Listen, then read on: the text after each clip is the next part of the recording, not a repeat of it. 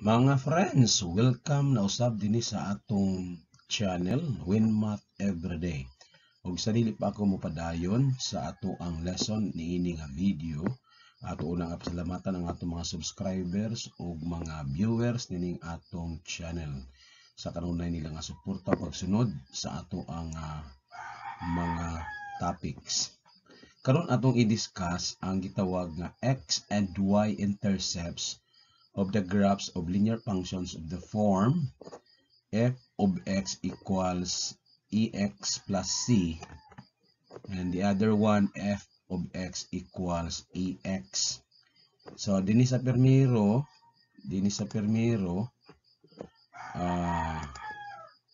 dinhi aduna tay diri aduna tay c value. Okay, dinhi sa ikaduha wala tay c value dinhi sa ikaduha. So atong tan-awon unsa ang x and y intercepts sa ilahang graphs.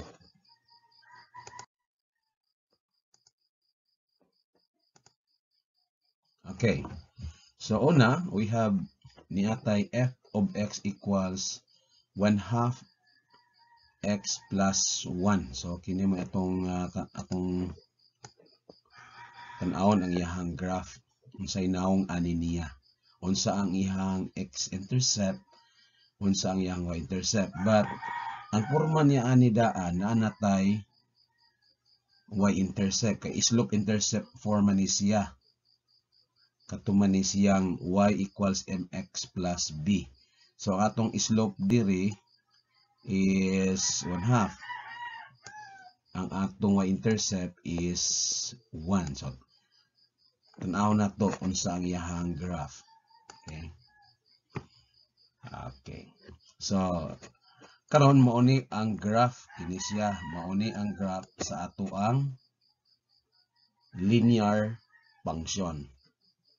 So ang atong y-intercept, kung maingon tag y-intercept, mao na siya ang point nga giagian sa ato ang graph dinhi sa y-axis. So kung ano makita kini nga graph niagi sa y-axis dinhi nga point B nga ang coordinates 0, 1. Ang lain nga pagkasulti ni ana, ang atong graph nilabay sa atong y-axis ay unit above the origin. Muna ang iyang y-intercept. So, moingon tag y-intercept, pwede na ito isulti in terms sa pag-mention sa coordinates of the point. For example, this one. So, kanang point B, muna iyahang y-intercept. Pwede, no? Coordinates of the point where the graph, the line, di ba kay linear function man eh. So ang graph niya line. So if i-mention na to unsay coordinates ana nga point nga iyahang giagian. The other way is to describe or tell kung pila ka units gikan sa origin paubos paibabaw diha niagi ang imuhang graph. So again, in this illustration, the graph of this linear function crosses the y-axis at a point B with coordinates 0, 1. Or pwede po tayo ingon nga the graph passes the y-axis a unit above the origin. So pareho ra sila og meaning. Okay? Now, for the x-intercept, kung mag-ingon na tayo og x-intercept, ang buti pasabot ana, ang imong y-coordinate is 0. Dinhi sa y-intercept, ang imong x coordinate 0 kung point atong isgutan. So kanunay timan-an for the y-intercept of the graph of a function, general na siya. Ang x-coordinate ana 0. For the x-intercept, it is the y-coordinate that is 0. So ang buhaton nimo aning function kini siya, imong iset ni siya, imo ni siyang pulian ng f of x og 0. Pulian nimo 0. So nadayon kay 1/2 x 1 man siya. Ang imong 1/2 0 naman siya, no? Ang kini siya, ang x nimo patakabalo ana plus 1. So ang atong gisuma karon unsa may mahimo niya nga x value. Kay ningon man ta kung x intercept ang imuhang y coordinate sa point 0. So imo ning ibalhin didto or kini ibalhin diha, so natay negative 1/2 x equals 1. Dayon multiply both sides by 2, ang mogawas negative x equals negative, and not negative but that's still positive. Dito lang nato, no? Dito lang na negative to. So atong kuan lisod man tapag. Okay, negative to nga naman. Pag multiply nimo ani both sides by 2, ang mogawas negative x equals 2. Na karon kay kaning dinhi negative man ni siya, multiply nimo both sides by a negative 1, so makani mo positive, kani mag negative. Okay, so ang atong x is negative 2. So mo ni siya nga kini. Mao ni siya nga dinhi siya dinhi siya. Ang imong x negative 2, ang imong y coordinate 0. So this graph kini of this linear function crosses the x-axis, x-axis at a point C with coordinates negative 2, 0. Ug ang lain nga pagkasulti, the graph crosses the x-axis 2 units to the left. Left siya kay naman diri, to the left of the origin. Okay. Kining point A, unsa nato ni siya pag-determine. Kining point A atong gi-determine using aning atoang kining atoang slope. Okay? So naatay run ubos nga 2 ug ang rise nga 1. So pwede na magamit dire. Kung dini paghata kini pa din ta sugod. So unsay nahitabo, run ko og 2 kay 2 man na siya. 1 2 na nako dire. Ang rise na ko 1, mo gihapon na siya nga point. Okay? Kung dinhi ko pa nang let dinhi ko, ganito na ko ng slope. So pila man na ang run ako, 2. Dagan ko dire. 1 2. Diba? Run 2. Pre-rise 1. So saka ko 1. Okay, so na dire. So muna gamit sa iyahang slope. Now, let's have our observations about the graph of this linear function. So unsa ito mga observations? So una, ang x-intercept na to is at a point C. Ang atong x-intercept, so klaro kaayo. Then, ang atong y-intercept is at a point B with coordinates 0, 1. Then, atong makita nga ang graph nagsaka, no? The graph rises upward from the left at a constant rate. Constant siya tungod kay ang atong graph line. Okay, let's come to the next. So we have function z. Okay, defined by g of x equals 2x. So sa ato ang kuan sa atong slope intercept form, okay, katubang y equals mx plus b, wala tay y-intercept, diba? Subot pasabot ang atong y-intercept daan ani is 0. So kung mitag 0 ang atong y-intercept, asa ba na siya moagi? So natin idea nga ang point on the y-axis, the only point with y coordinates, makita lang gina din sa y-axis. Okay? So natin idea nga 0 ni. 0 ang y-intercept. So kung i-0 pod na ang mahitabo, no?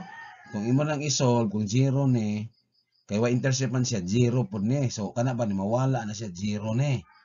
I-solve nimo ang mx equals 0. Ang ipasabot ana, ang atong x is equal to 0. That is why ang ato ang graph ni agi sa origin. Coordinates 0, 0. So makakita tang inani automatically ang imong graph kini siya naa moagi sa origin. So pag atagan ka og ingon ani nga linear function, automatically i-plot dayon ang point, no? Una ka dinhi sa origin. Kay remember, when you sketch the graph, kung mag-drawing ka og graph sa linear function, nag-need lang ka og duha ka points at the least, pinakagamay. Kay straight line man gud na siya, di ba? So 2 points determine a line. So nakadaan din sa origin. Now, kung saan na to pag-determine ang uban nga points? Kung kini mao'y gihatag, gamiton lang nimo ang slope. Okay? Gamiton nimo ang slope. Ang slope nato m is equals 2. Now, kung moingon ta og 2, pwede na nimo isulat nga 2 over 1.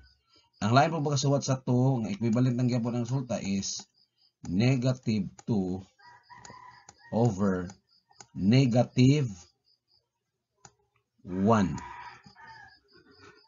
Okay? So, mauning ubos iyahang run, ang ibabaw maimong rise. So, mag-solve ka din sa origin. So, kini atong unahon og gamit kana. So, ang run to is 1. So, asa mo ko patanong kung ako dire? Dagan ko dinhi. Okay, dinhi ko dagan. Pagkaw man saka ko kaduha kay rise man. So 1, 2. Okay, so naatay point C. So ang point C nato another point na pod. So ang iyang coordinates 1, 2. Kung kini mo atong gamiton, kung kini pagpangita sa lain nga point, ang akong run is negative. No, negative 1 ang akong ubos. So gikan dinhi sa origin, mudagan ko pawala, dili patuo. Dini ko pawala, so dini ko dagan. Dinhi. Dayon kay negative 2 man eh, instead nga pusaka ko paubos kay negative man siya. So count ko kaduha, 1, 2. So natay point D. So mo ni ang gamit sa ato ang slope kung mag-sketch sa graph sa linear function. Okay?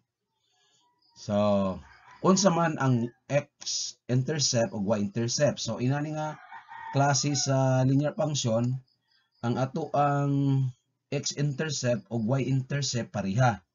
No, ang x-intercept naa sa origin, ang y-intercept naa pod sa origin. So inani nga klase, ang graph niya nag-contain sa origin. So let's have the observations about this. Okay, so the graph rises from the left at constant rate to the extreme right since the slope is greater than 0. And the graph crosses at the origin. So, unay klaro, no? Sa kasya, constant rate. Okay, next. Okay, mo gihapon nga form sa linear function. Wala siya'y y-intercept nga makita diretso. So, pareha ni sa miag ganina. So, karon kabalo na ta nga ang atong y-intercept is 0. Unya ang atong x-intercept is 0 pod. So sa ato pa, ang ato karon nga origin maoy x and y-intercept. Okay? So, gamiton na pod nato ning slope. Okay? Para ma-determine nato ang lain nga mga points para makasketch ta sa graph. Okay, so naatay negative 3. So may lain nga pagkasuwat ana, that is equal to, so understood ni nga over 1, di ba? Ang rise na to is 1. So pwede na suwato nimo nga negative 3 over 1. Ang lain is negative 3.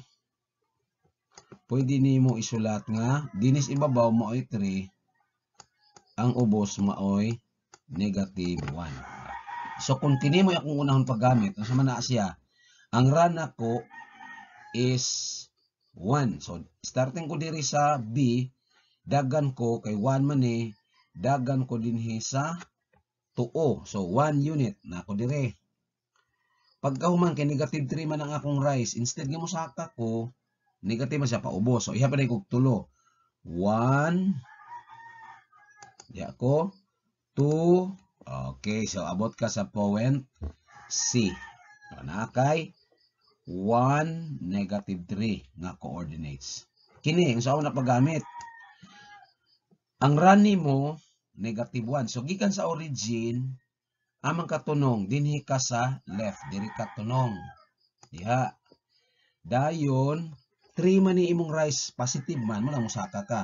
1, 2, 3. Di ba? Naka sa point A with coordinates negative 1, 3. Kuha din kag straight edge, mo na ma-sketch na nimo ang graph. So, ang atong observations ani nga in this kind of linear function, mao gihapon ang atong observation. Una, the graph goes down from the left at constant rate to the extreme right since the slope is less than 0. Muna, balinis siya kay tungod ang itong slope negative mo nang pakanaog siya, goes down. No? Pero niagi gihapon siya sa origin. Okay? Then, kini graphs of the first degree functions contain or crosses at the origin. Mga inganig naong muagi gyud sa origin. So mga friends, mao kana ang ato ang topic, no, sa linear function. Madali kay nato makit-an unsay atong gikinahanglan nga mga informations. Ug kung inyong naangayan ang ato ang presentation, please i-share ni sa uban nato nga mga learner aron sa ilang nga magamit, labi na katong pagmasayod nga aduna tay WinMath everyday. Ug kung aduna ka may topic nga gusto natong hisgutan, isulat lang kana diya sa ato ang comment section. O sa makausap pa ako magkaingon kanunay nga unta anak mo sa luwas nga panglawas. Stay safe.